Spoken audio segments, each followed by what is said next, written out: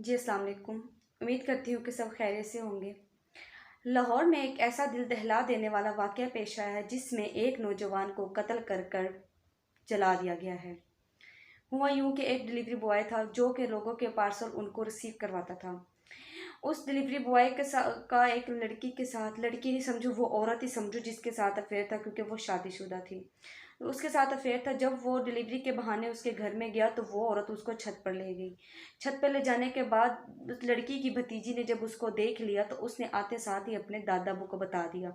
जब दादा अबू आया तो उसने अपने बेटे को बता दिया। जो बेटा मौके पर आया तो वो डिलीवरी बॉय वहाँ से भाग गया। बेटा यानी औरत का खावन, जब वो आदमी वहाँ, डिलीवरी बॉय वहाँ से भाग गया, लेकिन भागते वक्त उसका मोबाइल वहाँ पर गिर गया जो कि खामन के हाथ लग गया।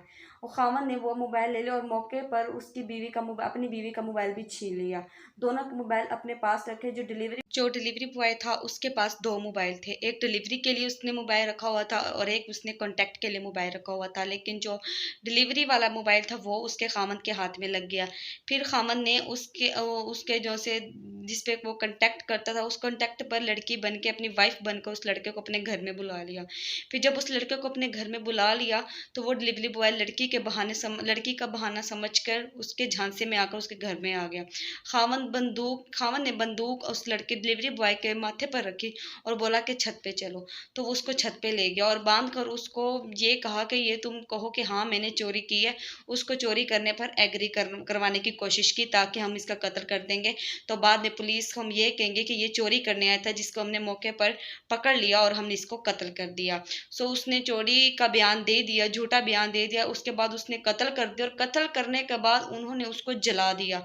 और उसके जब लड़के के घर वालों को पता चला तो फिर उन्होंने जब बच्चे की लाश को देखा तो बिल्कुल वो झुलसी हुई थी। और जो उसकी बहन थी उसका ये कहना था कि हमारा भाई का पहले निकाह हो चुका था, 2 महीने बाद मेरे भाई की शादी थी, हमने अपनी भाभी की रुखसती करवानी थी। वो घर बैठे ही बेवा हो चुकी। सिर्फ एक औरत की वजह से दो दो घर तबाह हो चुके हैं।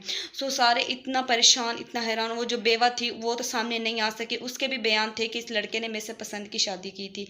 सो इसने जो मेरे साथ किया, उसने मेरे साथ कुछ गलत नहीं किया था, इसकी मेरी पसंद की शादी थी। मैं मान ही नहीं सकती कि ये मुझे धोखा दे सकता है। सो जैसे जैसे हमें न्यूज़ मिलती गई हम आपके तक पहुंचाते गए।